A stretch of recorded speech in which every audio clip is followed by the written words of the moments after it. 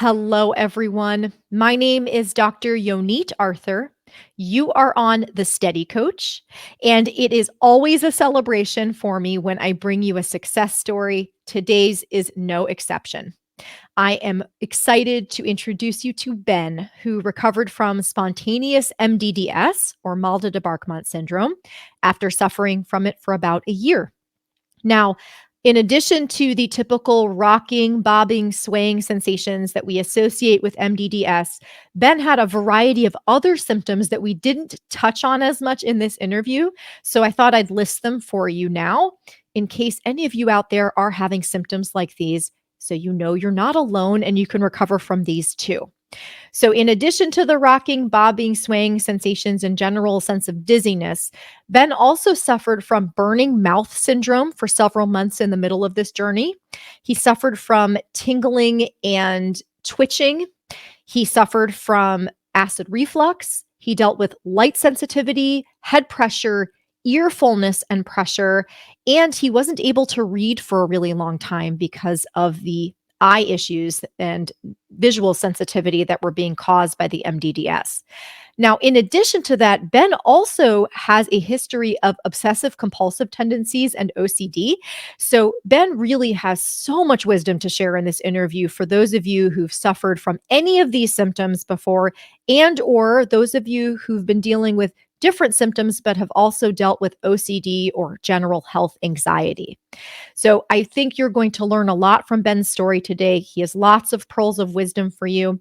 And little side note here, Ben is actually studying to be a mental health counselor. So it is my hope and his that in the future he will be working with people like you who are suffering from mind-body disorders like chronic dizziness and chronic pain.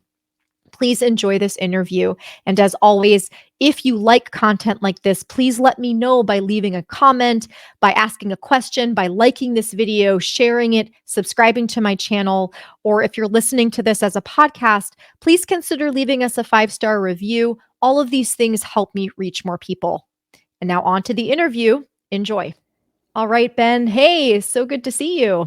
Yeah, good to see you, Dr. Yo. Thanks for having me on your show today. Oh, yeah. I am thrilled. We were just talking off camera for a few minutes and I was like, I need to press the record button. You're saying so many wonderful, valuable things. So I know you're going to just have so much useful information to share.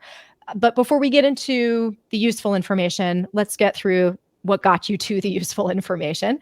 So backing way up, can you just tell us a little bit about yourself? Absolutely. My name's Benjamin Nixon. I'm from Chicago, Illinois.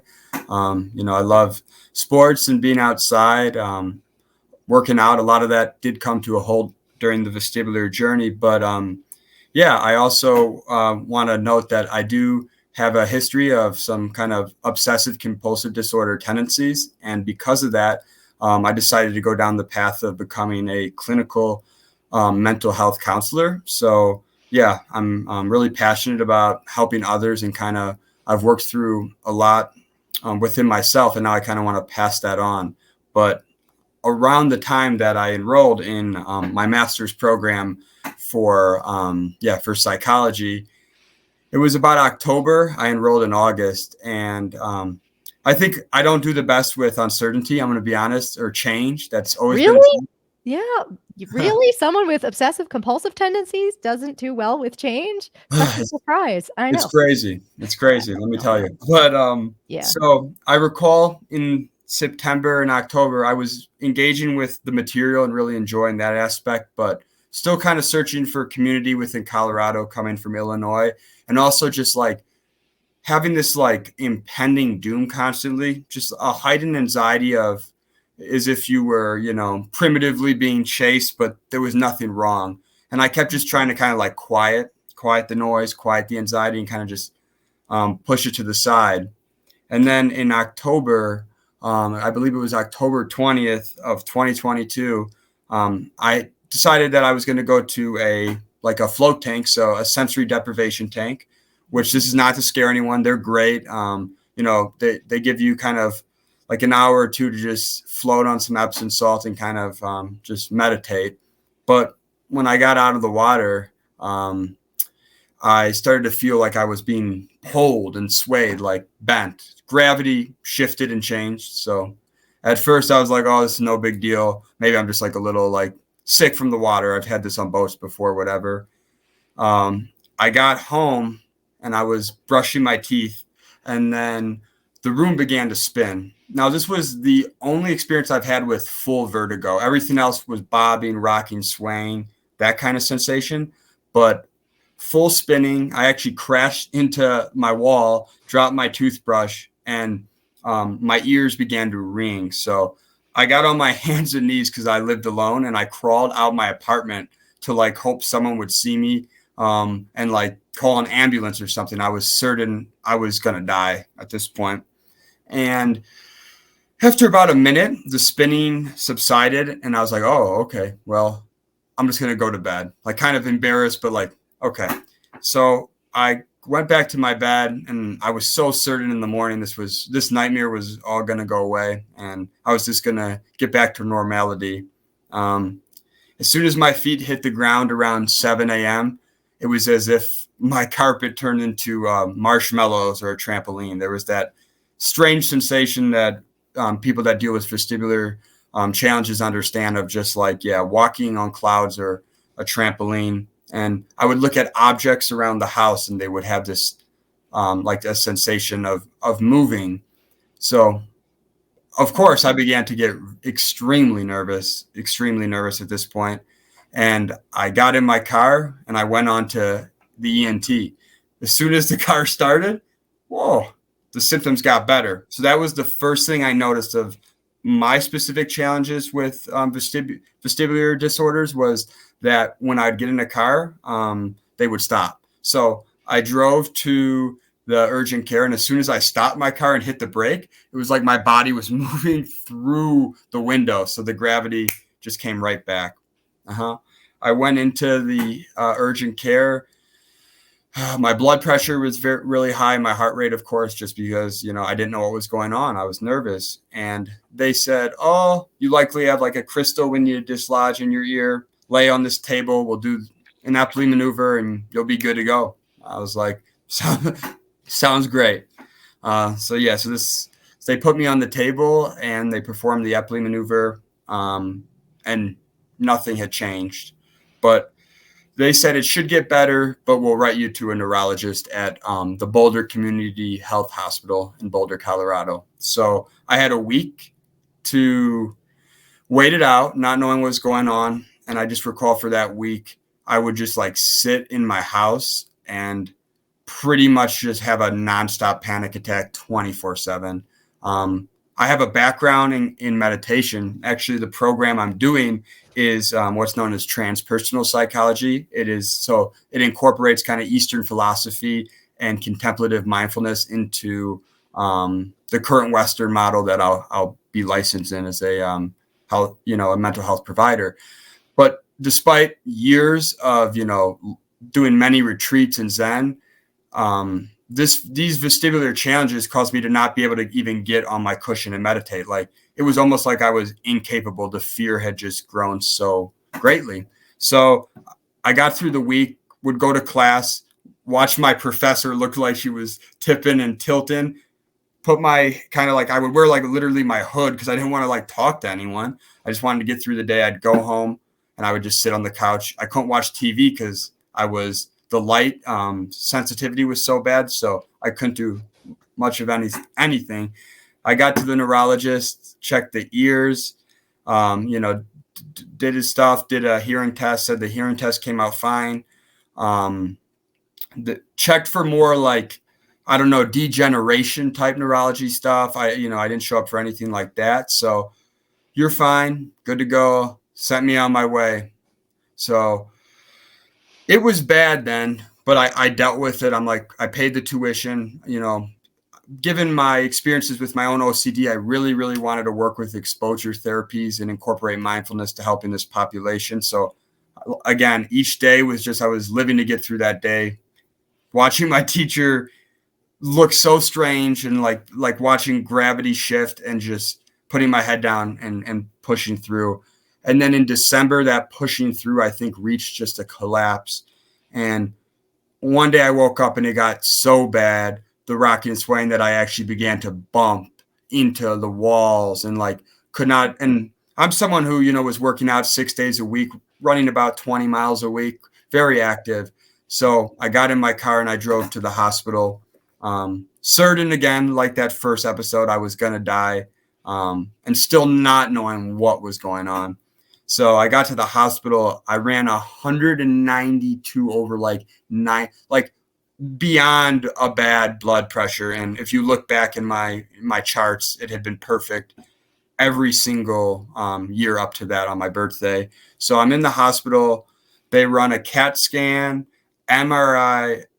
I got it all. I got the full spectrum. Got the deluxe. Yeah, I got the deluxe package, and I got. Don't worry, I got the bill later for the deluxe. I'm sure you did. Yeah. But yeah, and I just remember my parents were back in Illinois, and they were really supportive. But if you don't go through something like this, it's almost impossible to make sense of someone telling you like, yeah, I'm being rocked, swayed, pulled. The ground feels like a trampoline. It almost sounds like you're almost losing your mind a little bit.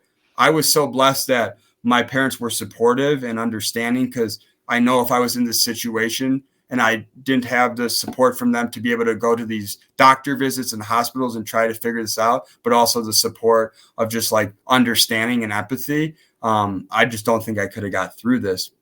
But the hospital visit came back, there was no bleeding or hemorrhaging or tumors or whatnot. So they sent me on my way. Again, I believe that they wrote down that, again, it could be is it BPV? BPPV. Mm-hmm. Yeah. So again, with the crystal. Wow. So they wrote that down again, despite the fact that I noted that the Epley maneuver had not worked previously. And then from December till August, I went home for a few weeks. And during that time, being back at home, the symptoms were still bad. But of course, I was kind of back in my element again, going back to this feeling of like, from some of these OCD tendencies of going back home and the safety that was established there. Because what I was really dealing with, and I started to realize, was that I could not establish safety in any environment. Every environment seemed unsafe. It seemed like it was moving, trailing. Basically going back home gave me like a week or so of a little bit of settling of my nervous system. Mm-hmm. And then as soon as I got back to Colorado and started the new semester, and the stress of like, you're working with people experiencing traumas and all those things. And I'm like having to keep my head down, and like, I'm not right mentally because my vestibular challenges just have completely taken over my life. But I continue to go to class, and I literally don't think I probably talked to a single person outside of, yeah, I'm good, how you doing, for months, which is entirely unhealthy. But I completely felt isolated and misunderstood in this. And then from December till August, it was just one day of hell after the next, rocking, swaying, being pulled. I bought like an Omron. My blood pressure would always spike, but it would spike way more when I was thinking about the danger and thinking about the symptoms, which then it became kind of clear to me that I was dealing with something more psychosomatic in nature, because I got all these scans.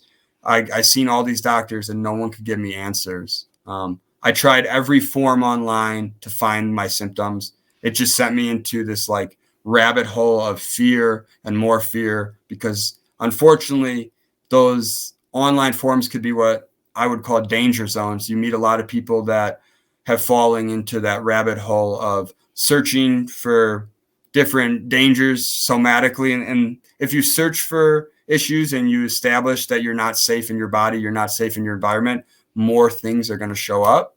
And I was seeing, the bedridden for life, never getting better type things. Yeah. And that just was like, and at that point I completely just lost faith. I went through the motions. Time, like, I don't even remember that time period, because it was just like, I was just existing. I was just existing. And then in June, I went home for a bit back to Chicago, and my mom saw how down I really was, and she realized what we were dealing with was just like beyond me just saying, "Mom, I've been dizzy for months." Like I fell into a deep depression. I didn't think the symptoms were going to get any better. I've never been someone that really has been depressed in the past like that, but I no longer had a zest for life. I didn't even really want to live at this point, and that was terrifying because that was so out of line with kind of previous experiences and my character. And it also made me question like my self-worth as becoming a mental health provider. Like, am I broken? What's wrong with me? These doctors say it's this. Other ones have said you're anxious. I won't go into all the doctors I've seen, but then I saw ENTs, eye doctors. I went down the whole gamut. And then I came across a video one day, really when I was feeling like giving up, of you talking to a girl about my age named Megan. Mhm. Um, Yeah. and she talked about her symptoms and her experiences, and it was the first time in, at that point, months, several months, where anyone had described remotely similar to what I was dealing with. And they talked about MdDS and triple PD. And at the time, even though now I try not to focus too much on the names or distinguish, it's helpful when you're completely in the dark, because when you have a Totally. name for something, you can like begin to work with it. Because I was just in that limbo of not knowing, and every day felt like a threat. Totally. Yep. Yep. So I watched that video, and then there was this brief glimmer of hope. Like I saw that, another person had been through something that I'd been through. Because up to that point, no one understood. It felt like no one could imagine what I had gone through. So I watched that video, and then I remembered, like, what have I done for all these years to deal with kind of my issues with uncertainty and perfectionism? It was going back into the body. It was breath work. It was meditation. I would do this stuff religiously because I understood my tendencies.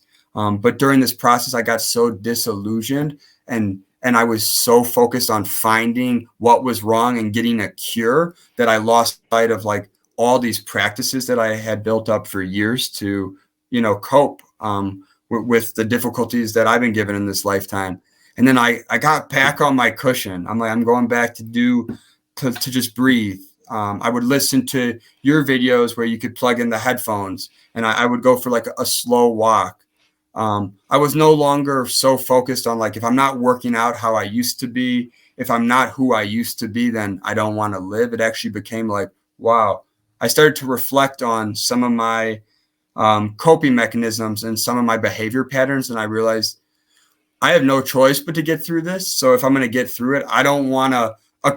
Being cured to me is not being 100% back to who I was. I'd rather have a little bit of residual dizziness and transition and change and grow. So I began to see this as a growth experience, and I began to like get back in my body.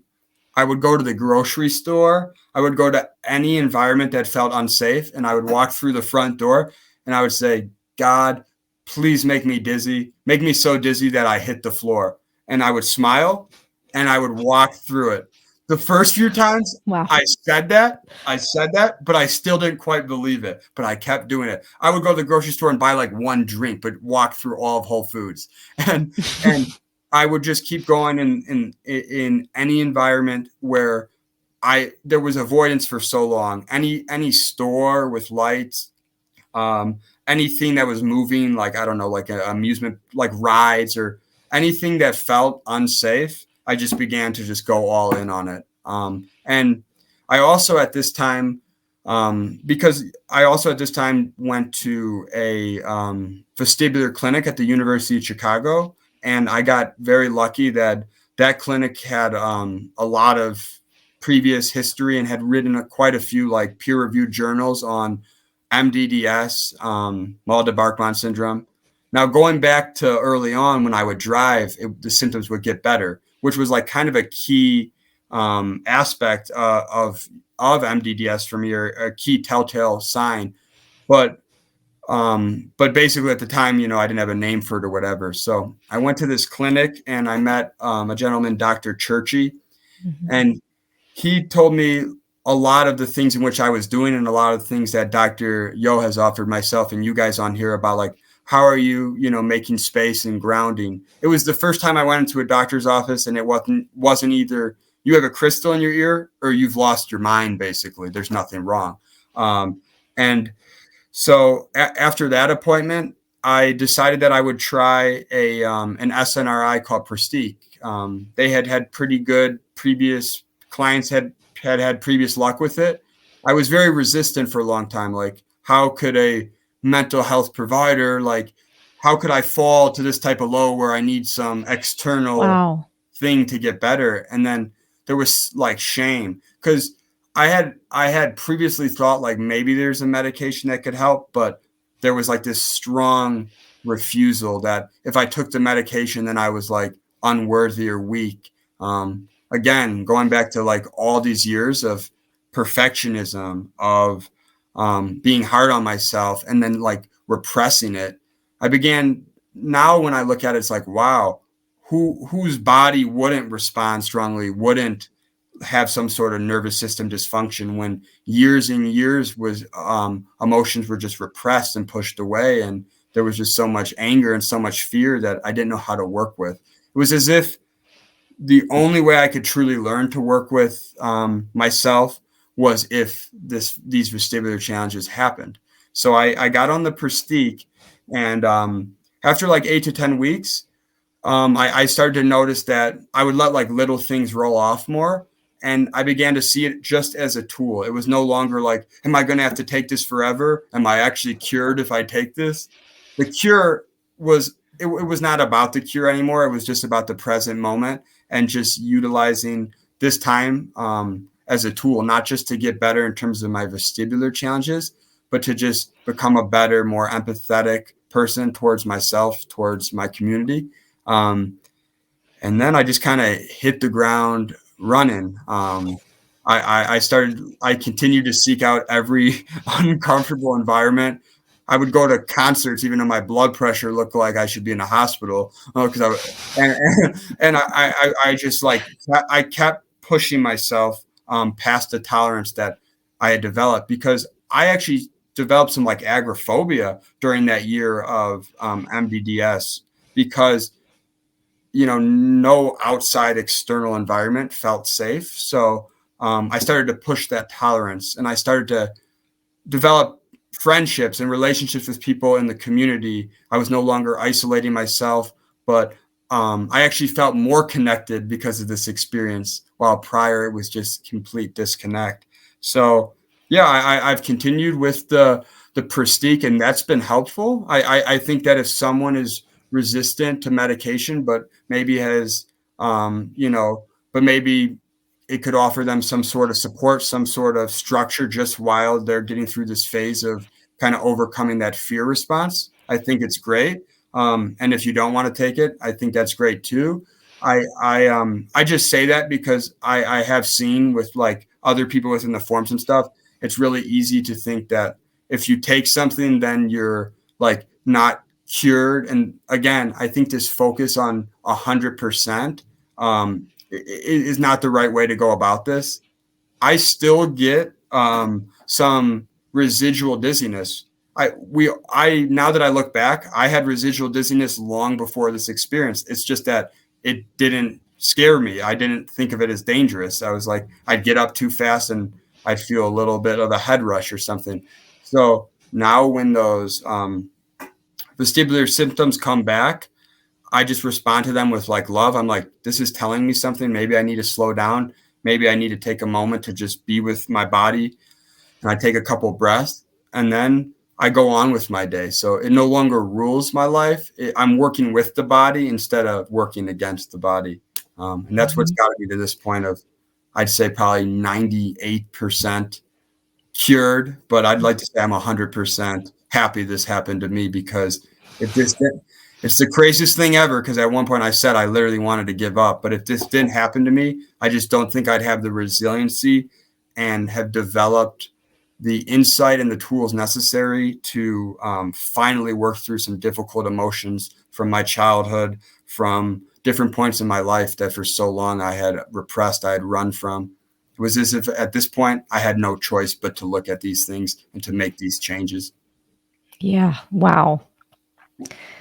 What a remarkable story. It seemed to me as you were telling this that you've just been like it's just been waiting to come out of you. This whole story has just been waiting to come out of you and be told. Like two So, people know this story. The rest are like, "Oh, wow. you looked unhealthy." Like I remember I went to a family event. They're like, "You don't look like yourself." I'm like, "Yeah, I've been a little bit dizzy. A little bit dizzy." I mean, Right. yeah. Very much, yes, very much not descriptive of what you went through. But notice it's almost exactly a year later. Yes, Right? it's Yeah. and I would say that October was the month where it was like, wow, like I did this. I'm gonna reach out to Dr. Yo. Because for a long time after seeing Megan's video, I said, when I'm 100%, like it was the same mindset. It was that same perfectionism that got me into neural circuit dizziness. It got me into having a hyper aroused nervous system. So I had to get rid of that. I had to get rid of that like obsession with things being perfect, with the dizziness being perfect, with the recovery being perfect. And I'm like, when I feel good enough to be back in the community, I'm going to work now. I'm doing everything I once did, and I'm actually feel like I'm doing it better than I did now with more, like care, and I'm moving slower through life, making time for like conversation. I used to kind of like, I'm going to work out at this time. I'm going to get this homework done. I was very much so kind of,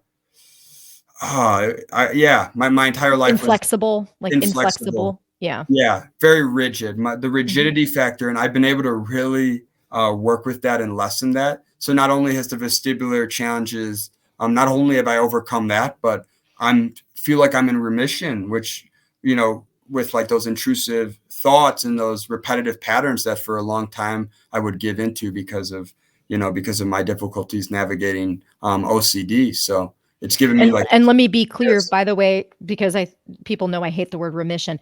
We're for vestibular stuff. You're not saying you're in remission like from mind body syndrome. You're No, talking about OCD, yeah, which is just incredible.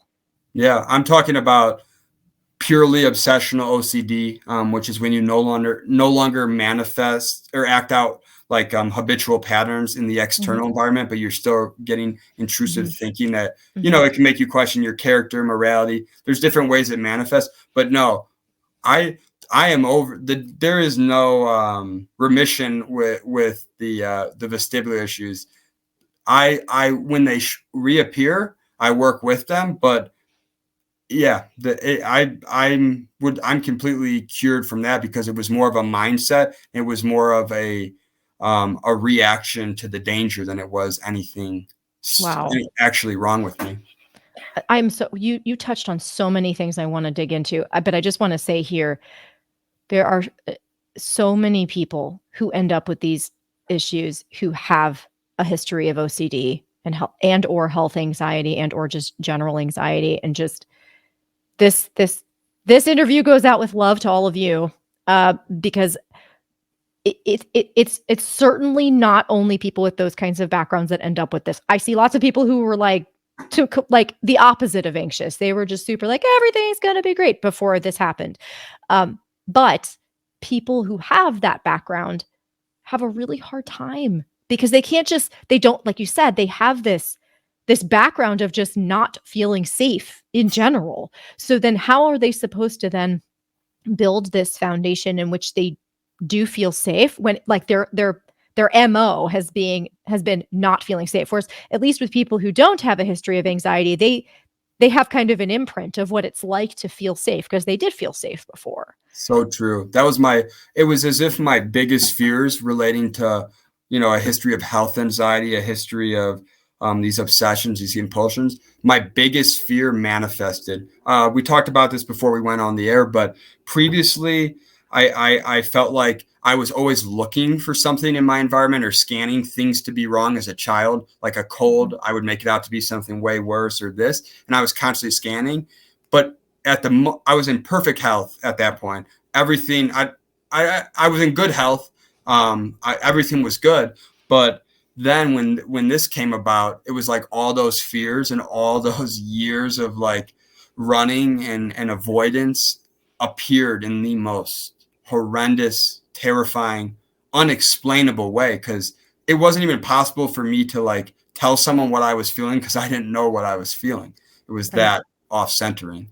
Right. And you're someone who had managed, like, so everyone has different strategies that they use for managing feelings of not safe, right? So for some people, I got through life being a perfectionist, or I got through life just laughing things off or whatever. You had not only kind of some of the perfectionistic ways of managing stress and managing safety, but you also had some really strong contemplative tools. You had this big background in mindfulness, Mm-hmm. but you said it still brought you to your knees. To me, I think that's such an important component here, because people blame themselves so much when this happens and they fall apart.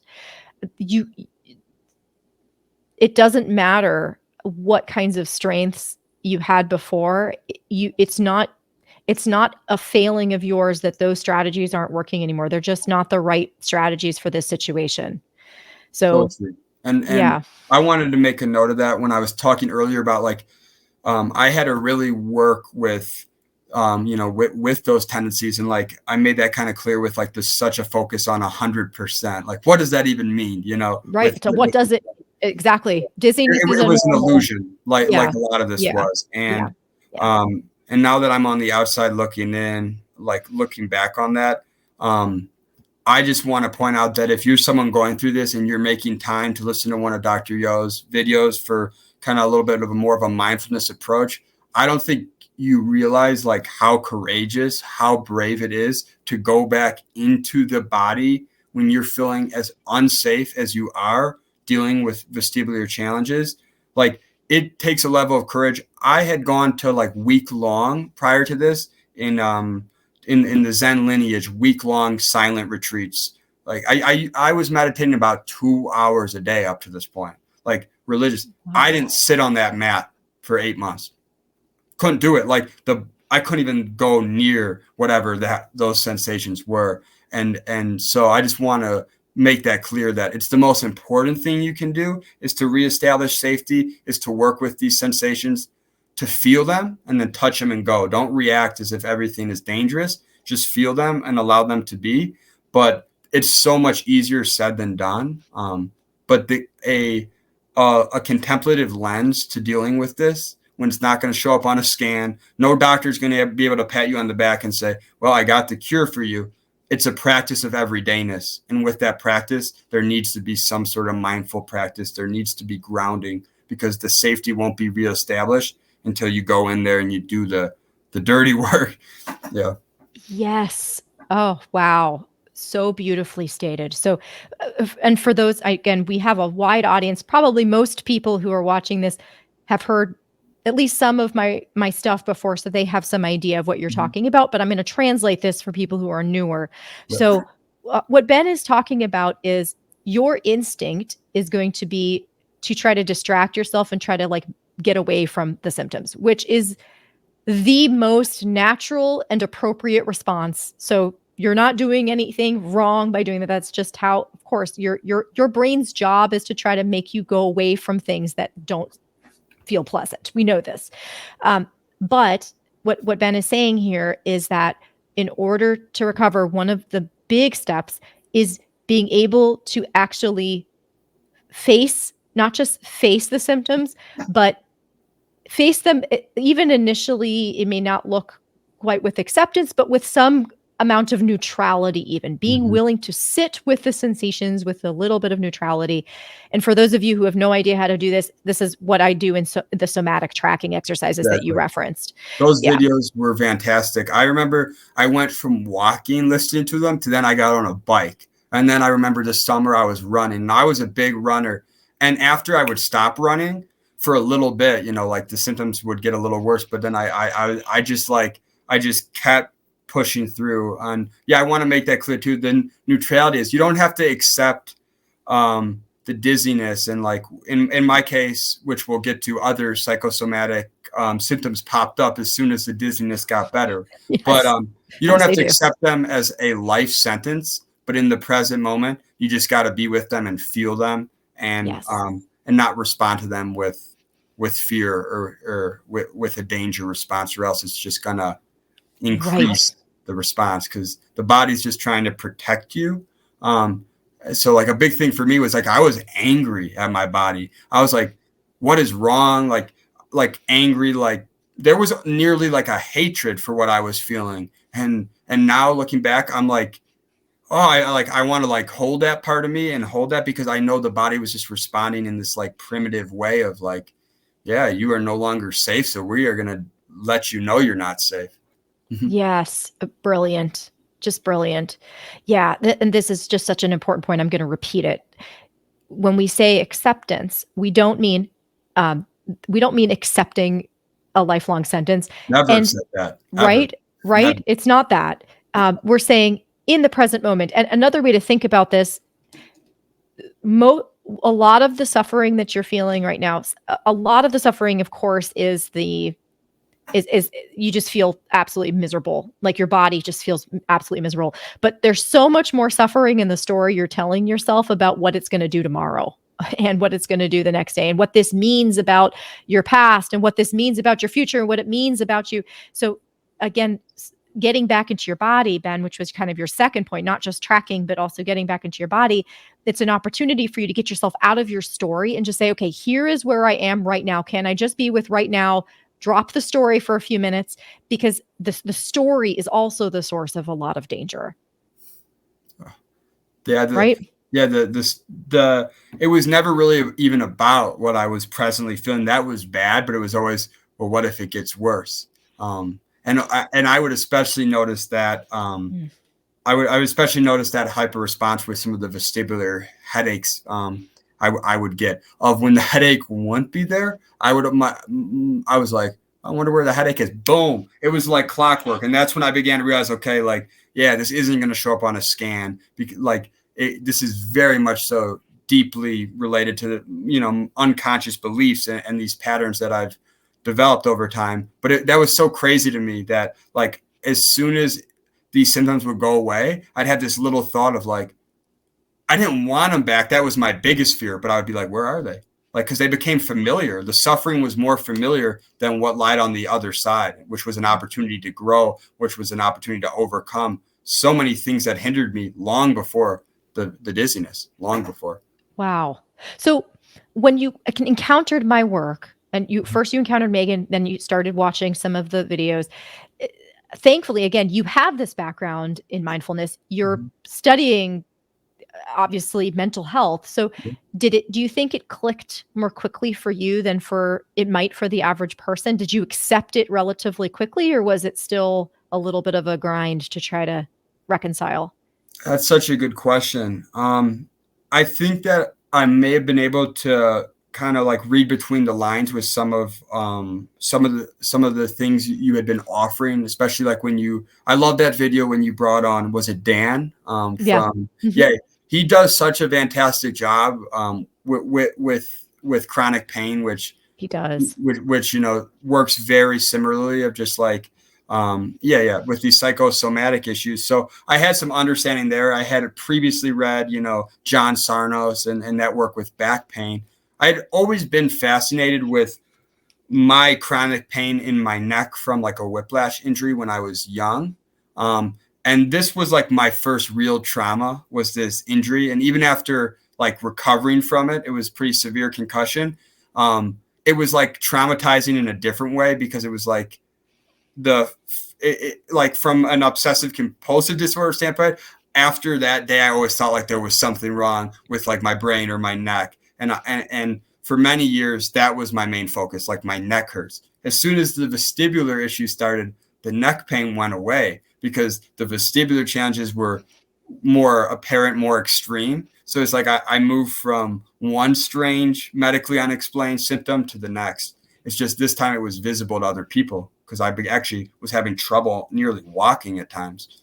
Right, right. Well, Mhm. this is more extreme. I mean, Yeah. and you're certainly not alone. We haven't talked as much about this on success stories, so I'm so glad you brought this up because it's actually quite common that people who end up with these symptoms previously had medically unexplained chronic symptoms.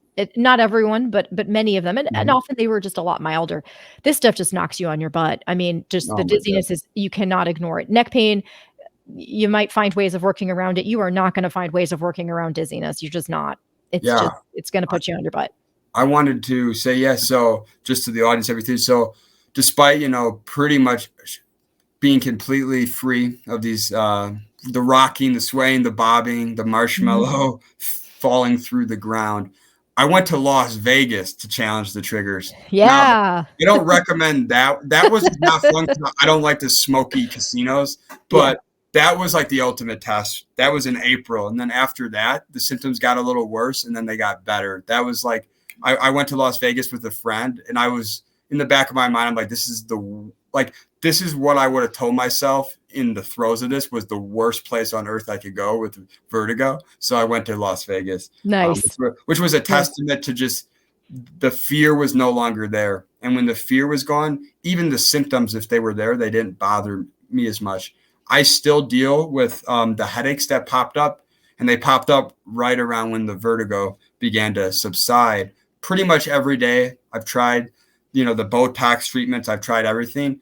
At this point, when they pop up during the day, there's like, I usually smile in the same way when I walk into those grocery stores because I know that's the way to beat this. To beat it is to be with it. To repress it and to run from it is to be with it forever and probably increase the severity of it. So Right. a headache, and headaches are terrible, and my headaches are stabbing.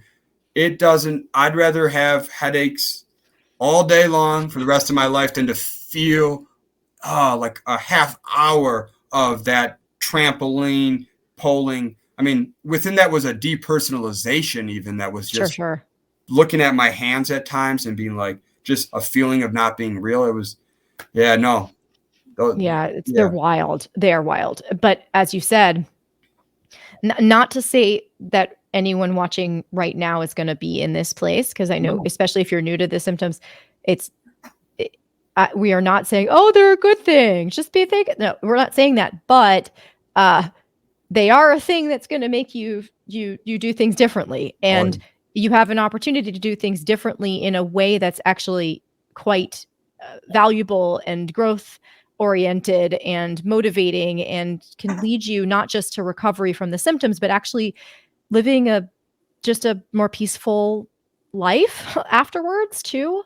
I hear this from enough people. I see it happen enough that I'm willing to get to that in this interview. But I just want to say I respect the people who may not feel that way right now. We're not downplaying the suffering you're experiencing right now by saying that. No, not at all. I hope I've made it clear. Like I said, I was just trying to compare the headaches Absolutely. to what you're going through now to demonstrate to populations that might be watching this and haven't experienced it or have a Yes. family member experience it. Like you would rather have a migraine all day Sure. than the feeling of the feelings that we're going through. So Oh, absolutely. I that think I've been everyone would through, agree. and you're going to be Yes. through soon. So Yes. Amen. So, okay. So how long? So it took you a while to find me. I mean, you were miserable for, like 8 months or so. You yeah. found me. How quickly did you feel better? Like, how quickly did you start to feel like the sensations themselves were subsiding and you were feeling better? Yeah. So I followed your videos, and I think the biggest thing was many of the things that you were presenting I had previously engaged with, but it was coming from someone that like you were showing a compassion and showing a competency around what I was going through that I could have heard the same exact thing from someone else in the holistic or whatever wellness community, a doctor, but with you, like it stuck because you were talking to and working with people that were like me. So that's when I began to be like, I'm not alone. Like Dr. Yo is here for me, even though we've never spoken before. Like it was an unspoken friendship from the beginning. But and then Megan's video with Dan, everyone else that shared their experiences. And the first month was like like it went from 24/7 to 19 hours or whatever, or like 18. And there were a few times where I would get like discouraged and it would come back, and then I would kind of fall back into that state of like something's wrong. I got to get, and then it would reappear, like the symptoms would get worse, and then I would be like, okay, I'm gonna watch a Dr. Yo video, and like I'm just gonna like remember, remember some of these techniques to ground myself right now. Then it went from like 19 hours to like 8. Like it was like literally not even hours, but I would start to recognize minutes at a time where I didn't have the vertigo, and that became enough for me. That was a win. And then I was like, I'm just going to keep taking wins. I had this mindset of like every minute that was a little bit better than the next was a win, instead of thinking the next moment is going to be way worse than what I'm feeling now, which when you're in the throes of it, like I said, it's bad now, but you're thinking it could get way worse later. So I took these small victories the first month. Then the second month, I had my first like half a day with no dizziness. And I was like, oh my God, like this is a miracle. I remember like legitimately like crying. I'm like, yeah, like I couldn't contain it. It was a miracle. It felt like, and then I stayed with that, and then they came back, and I was like, they're back, whatever. Let's hit like Whole Foods, or let's do something that feels really unsafe right now. I need that. I need that reminder. I need to develop that tolerance. It sounds crazy, especially if you're in the throes of it right now, like me emphasizing how I would put myself in these situations that seem counterintuitive, but they are far from counterintuitive, because it's reestablishing that tolerance, and it's like rewiring those signals to these environments that like, oh, those were misfired hypersensitive signals. We're fine here. And then it gets better and better. So it went. And it's empowering. Yeah. I'm doing something about it. I'm Yeah. going to go to Whole Foods. I'm deciding. So the symptoms can do whatever it is that they want to do. I'm going to Whole Foods. That's also a safety signal. It's That's not just so exposure, true. right? Yeah. I Right. met and I forgot to mention this. I met I went through the is it Veda website for sleep? Yeah, yeah.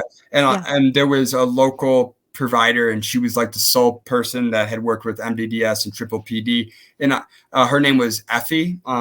And I saw Effie, I forgot to mention this, and we would do some of like the virtual reality, but the thing I found most helpful was like she was great with massage, which I think when you're going through this, like the neck muscles and the tightness is Definitely. another thing to work with.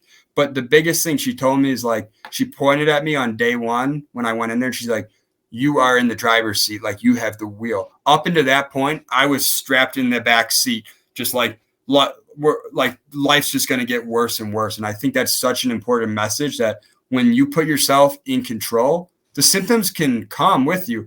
The symptoms could even get worse, but when you're in that position, there's like no stopping you from getting back to life, getting back from socialization, jobs, all these things. And when you get your life back and reclaim it, the feeling is like indescribable.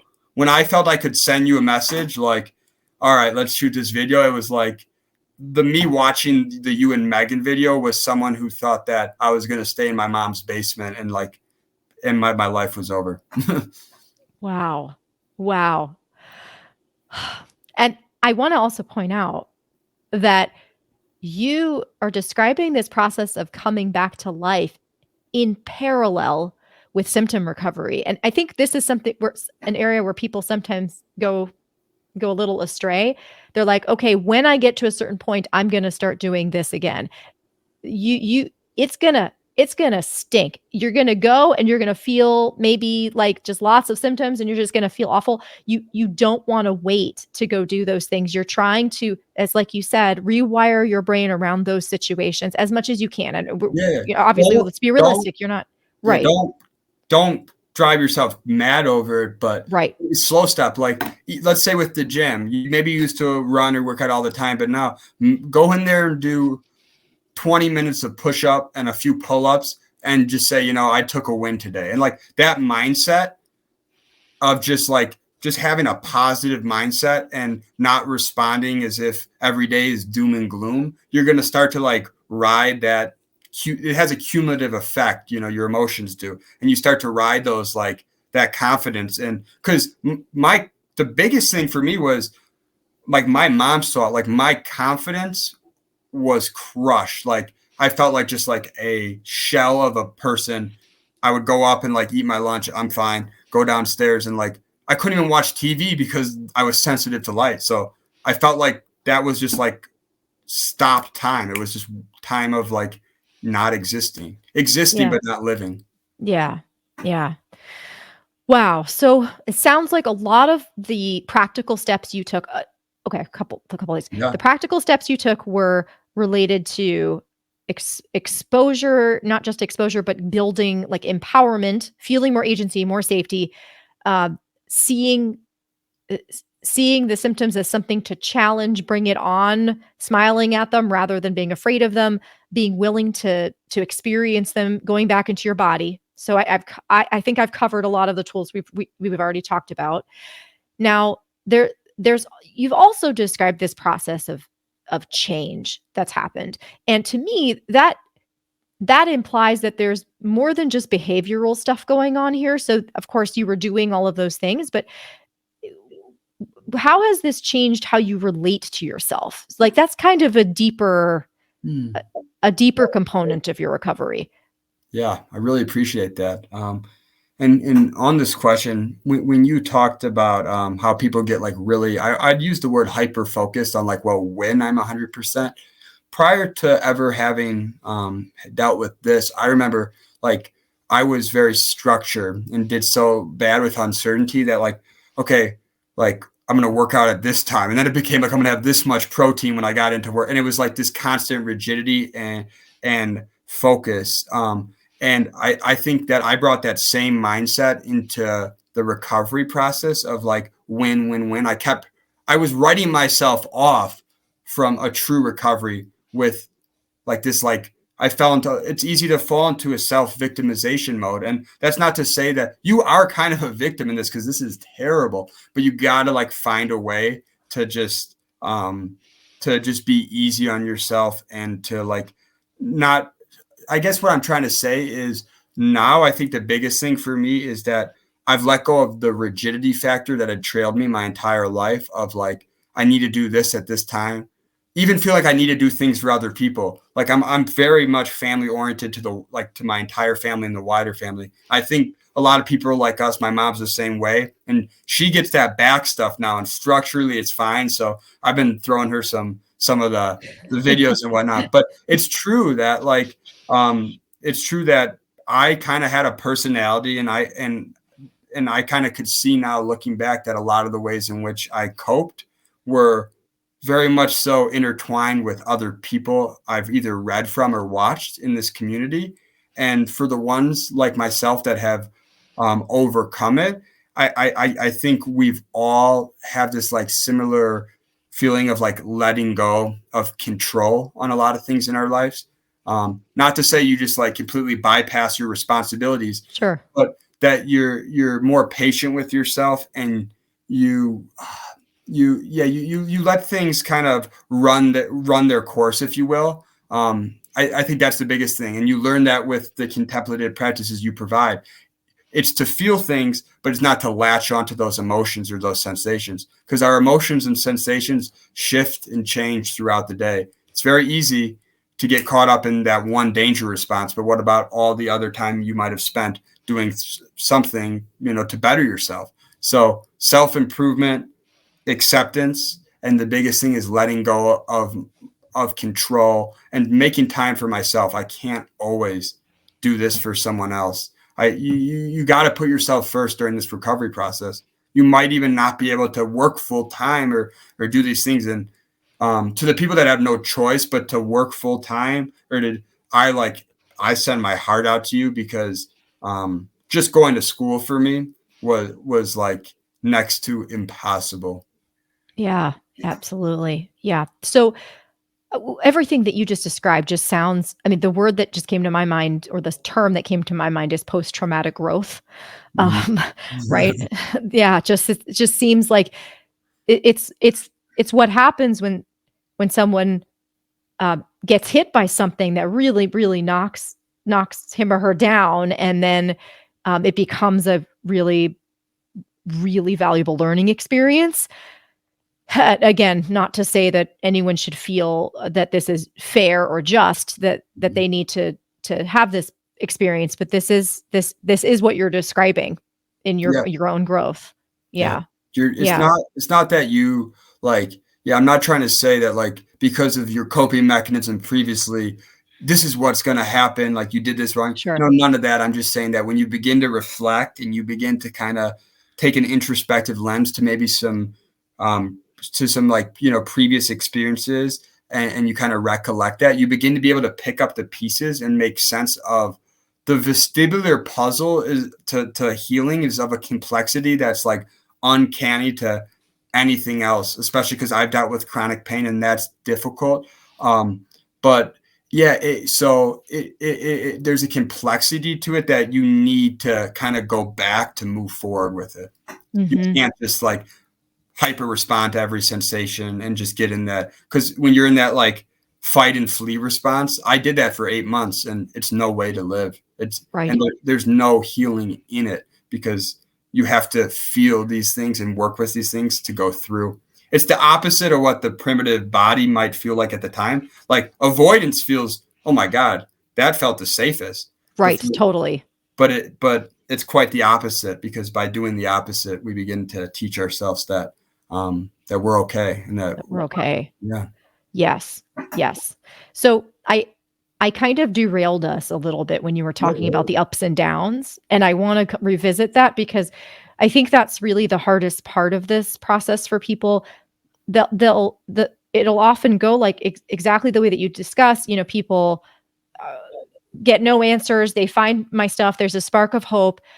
They actually do often start to feel better quickly, but then they start to have the ups and downs, and it's a rough ride. So I was wondering if you could touch on that or expand on that just a little bit more, what your experience was like with that. Because it sounds like you pretty quickly figured out a way to manage it, but maybe you could share more about what your experience was with the ups and downs, because it wasn't consistent. It was not a linear recovery that you described. No. Yeah. I would say that the ups and downs at first were actually really difficult, because when I was just in the constant 24/7 throes of it, that's all I knew. But when I got like a glimmer of like the light on the other side of this, I wanted to hold on to it. I wanted to grasp it. I wanted to control it. I of course, like that's normal instinct, is I wanted to feel good, if you will. But so at first it was like these highs and these crashing lows where I would be like kind of like out, a little giddy, maybe even go like do something with like a friend or this, and then I'd get home. I noticed that if I would do too much during the day or like try to get my life back, like if I was trying to do too much at once, the symptoms would kind of come on and like retreat back. And at first I'd be like, okay, they're never going away. And those intrusive thoughts, my obsession with getting rid of it fully for several weeks really hindered the possibility of truly overcoming this, because again, it was like I would have these highs and these glimmers of hopes, and then they would send me back crashing, because for a moment I would kind of forget about these symptoms. It's very easy to forget too, which I told Dr. Yo, now that I'm at this stage, it's like that almost feels like a bad nightmare, like at this point, but it was very much real. And I think that it's the duality of this experience. It's the duality of everything. There's the ups and downs. Even today, like I mentioned, I have some days where I'll wake up and like, whoa. And then I'm just like, what would be the better response here? Whoa, I guess it's back. Like I need to get this. I need to investigate this, or like, okay, it's a reminder that, I've done too much. I went to the gym. I did this. I went to class. I went down to Denver and I was working with these kids. And I'm just going to take a moment. I'm going to sit on my cushion. It doesn't even have to be so rigid as like I'm going to meditate. Just maybe turn off the phone and the TV and just like dim the lights and just breathe for a little bit. But the highs and the lows are going to happen. You just need to like hold on to the highs a little bit and like remind yourself that that's obtainable. That's a possibility, but you can't allow the other side of that to discourage you from like, it's like there's these little stepping stones. You take 2 steps, come back. It's like there's levels to the vestibular healing journey. And you just have to remind yourself that that when you're here, that like you'll be back there. It's just that it's just part of the process. And it's normal. It's normal. There's So nothing normal. wrong with you. Wrong with you is a huge thing too, because you can begin to embody there's something wrong with me from like a self-confidence perspective, not just from the body, from the mind, especially if many doctors or family members or friends aren't taking you seriously. You can begin to embody that same, like, you know, that same feelings that are occurring within the body somatically, also emotionally. It's just like, it's a confidence killer. But you need to focus on, like I said, I'm going to keep making this a point, the small victories in the day, because that's going to not only establish safety and build tolerance, it's going to reestablish self-confidence. Walking into a grocery store, probably if I told the person next to me, like with that grin on my face, like I felt like I just won a World Series, they'd probably be like, this guy's a nut job. But in my head, I was like, no, like this is huge. This is huge. It's the World Series of vestibular events. So, yeah, Yes. they should, if they make that, I'll be a spectator for you guys. Yeah, I know, right? For sure. Oh man, I've thought about we need a convention, and we've made all sorts of funny statements over like what we'd have to do with the carpets, like they couldn't have patterns, and the lighting would have to be very specific. But one of the things I want to touch back on, if it's okay, is Yeah. the idea of too much. So this is something that freaks people out when they first hear this. So they'll, I want to kind of clarify something here. So when you said, when I realized I did too much, there's an implication there that, oh, your capacity is just limited and you're just not as good as you used to be. And now you're a sick person who can't manage to. I just want to say that from my perspective, and of course I'd love to hear yours, that I don't use the term too much. I like to use the term, your body is going to tell you, your body's always been telling you when you need to stop and take care of it, because your body is not a machine. Your body is a biological system with needs. And chances are you have been ignoring the signals your body has been giving you your entire life, and now it's not going to let you. So when those signals come, it's not because there's something weaker about you than the average individual. It's because you have a superpower. Your brain has a clear signal. It says, hey, my friend, I know you, this is our secret language. This is how I talk to you and tell you it is now time for you to chat, stop, pause, and ask yourself, what is it that I need right now? And Ben, just like you said, often it's not oh, I did so much yesterday and now I'm going to have to be flat on the couch all day. It may be simply, wow, I had planned to go on a 20-mile run this morning. Instead of doing that, why don't I take some time, have a cup of coffee or have a cup of tea, sit outside, listen to the birds, see how I'm feeling, maybe do some stretching or some yoga, and maybe go for a light jog if I'm still feeling like it. It's just, it's a signal to listen to your body. It's not it's too much because you're broken type of situation. So anyway, sorry, that was my rant. Please, I'd love to hear your perspective. Yeah. That is so important. Thanks for mentioning that, Dr. Yo. That is so important. I fell in that rabbit hole of like rationalizing that I'm never going to get better, and like that negative self-talk, like, well, if I do this, then it means this, and like, and how would I put? Yeah, when you talk about the body as a machine, I recall about 2 years ago, when I was living out in Arizona, I would like run like 12 miles a day, and then I would work out. And even when I was tired, I would push through it. It was very much like this like conquer mentality with my body, which is very common, especially in some of like, the fitness circles and things people get into, where it's like, but you make a very important point of, it's not that like I have a different capacity now. It's because of this experience and because I become more in tune with my emotions, I become more in tune with my body, that I could recognize now when I need to make that time, where before I was unconscious. The same signals were being sent, but they weren't transferable. I wasn't able to read them. And because of this experience, I'm now able to like understand, and I have more of an intuitive sense of what my body needs. And so I look at that as like, again, that's another victory. I am now understanding, and I'm more competent around what I need, where before I would put my needs down for other people. I would put my needs away so I could go do a 20-mile run. It was very much so that mentality of like conquering. And now I work with the body instead of putting up crazy weight if I'm not feeling it once in a while. And most days now I can. Like I go to 6 days a week, an hour and a half, I'm lifting weights now. There was a point when I went from being in great physical condition to like I would have trouble doing a few pull-ups when this journey began. Again, I would go into Lifetime Fitness. I would do like a few push-ups, a few pull-ups, and I would leave.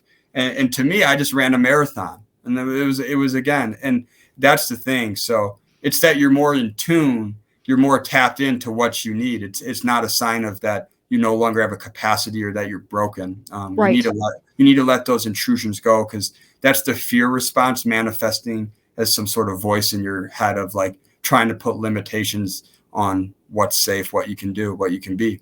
Exactly. And this is a skill that one way or another, each one of us has got to learn, because it just does not work. The bill is gonna come due. It is. I promise you, it's gonna come due. No matter. I've always told people, be amazingly, ridiculously athletic. Like absolutely go for it. I'm not putting any limitations on your performance, but you've got to be smart about it, because if you're not, again, the bill will come due. And this, by learning to pay more attention to your body in this way, you're being equipped with skills that are going to make sure that you and your body work together to get you to peak performance, rather than you punishing yourself to get to peak performance and paying for it later. So again, just thank you for going down that that little tangent with me. It's super important to me, because as you know, I take physical fitness and movement very seriously. These are things that are very important to me personally, and also I talk about them a lot in relation to healing. So I wanted to speak on that, because I know many people watching this also have been very active and are struggling now because they're not as active. Yeah, and it's crucial too. You during this recovery process, you want to be active. Like I remember you had a video up with like just doing your kettlebell walks or whatever. That is such a great one too. When I would first get into those, carries. Even if you gotta go, if you gotta go light on the carries, but you're moving through the environment despite the lights, despite this. And so there's a sense of movement, there's strength incorporated, balance. So I think it's super important to stay, as active as you can, but it's also important to know when you need rest and to, the same patience you developed with yourself over 8 months of basically being able to do nothing. Now that I'm feeling better, I just know better than just to go 100% to the wall, because I no longer want to be that person that I was. Not to say I was a bad person, but I just wasn't as in tune with what I needed. Awesome. Wow. You could not have stated that more beautifully. Wow. But this has just been such a rich discussion. I cannot wait to see what you do in the mental health field. I know you told me off air that you're hoping to work with people with chronic physical symptoms professionally when you're finished with your training. So I can't wait to hear more from you as you gain experience in that and training in that, and start to see some people. So I wanted to ask before we go, if you had any other advice or ideas that you wanted to share with people that you haven't already shared. Yeah. I might be a little redundant here, but the biggest thing is to not give up hope. Because I remember my mom, who's like been my greatest supporter my whole life, she came downstairs, and then that's when she really realized like what we were dealing with here. That was in about mid-May. I had put my head down for that whole year, and I passed all my classes, but I'd come home and I would just sink my head on the couch. And when she saw me like that, like she picked me up. So if you're somebody who's in this situation and you don't have a family member, a friend, someone to pick you up, if you've come to this channel, like that's such a good start, because even though I had a lot of support until I found Dr. Yo's video, until I saw the video with Megan, I still felt so isolated, because even though my mom was empathetic and my dad was empathetic and caring and supportive, I needed somebody to explain and to understand what I was going through, to truly get out of that self-victimization and that isolation. So find community. Do not find community in the vestibular danger zone rabbit holes of, unfortunately, people who I empathize with greatly, but Yes. who have fallen into the illusion and the trap of, this is a life sentence. I'm never going to get better. And unfortunately, when you're in that state, you don't want to necessarily go at it alone. So you begin to look for company. And I see people with similar experiences begin to, they fall into that state. And the deeper you go into that, the further where I'm currently at, and where you're going to be at, it doesn't matter where I'm at. But my point is, the way to recovery is not to go down those forms. So stay off the internet unless you're using it constructively, for not even the recovery process. Just if you're using it if you're looking for support from people that want to get better, that are giving you tools, but don't fall into the rabbit holes of negativity, and of, those are danger zones, is what I'll say. If you found them, you definitely know. I remember my anxiety would just, and then I got caught up in that, and it was just hindering my growth within this experience. So yeah, get the right community, the right company. Hopefully you have people in your, in the real world that will support you, but if not, that you can find virtually as well. When you're in the throes of it, and this is the last time I'll be redundant here, but look for one thing to be grateful for, one thing that's a little better each day. And once you find that one thing, then I started to add on 2 and 3. Before I knew it, I was done counting. I was only focused on my growth. I was only focused on getting better. I was no longer engaging with the fear and the danger signals, because I knew that they were there to protect me, but they no longer serve me. I do not need them to send these signals. And if I want to get these signals turned off, I need to just continue about my day, and I need to continue to push the tolerance of these pain signals, of these vestibular signals. Yeah. Yeah. Well stated. Thank you. I think people are going to get a lot out of this. Thank you so much. And also, yours is, I guess, technically spontaneous MdDS. So again, I don't care so much about the labels either, but I'm going to be able to put that on the title of this interview, and that means that people suffering from the exact same thing are going to be able to see this and get hope. This is not the end. There is recovery. It's not something that you're stuck with forever. So Ben, thank you so much for coming on. Great point. Last thing I'm going to say is, when I realized it was MdDS, at first I was like, oh, is it triple PD, whatever. And with triple PD, there was like I saw a little bit more like hope within, but with the MdDS, if you go to some of these, even these reviewed medical journals, there's this life sentence. I'm here today, not just doing what I used to do, but doing more than I've ever done, and being open to more than I was ever open to before this journey. So if you have whatever your vestibular issue may be, whatever name it may hold, it's the same journey. It's the same process to healing that we've discussed today. And I wish you guys all the best. Oh, Ben, that was awesome. Thank you so much. And I know some of you may have questions or comments. Of course, you can drop them below, and maybe if Ben has a moment, he may look at them. If not, I will send him comments or questions. And of course, if you like content like this, please let me know by liking the video. Please share it. Please subscribe to my channel. These things help me reach more people. And if you're listening to this as a podcast, you can also leave it a 5-star review if you found it helpful, and follow the podcast and all that good stuff. So thank you, Ben. Thank you, everyone, for tuning in. We will talk to you again soon. Bye, everyone.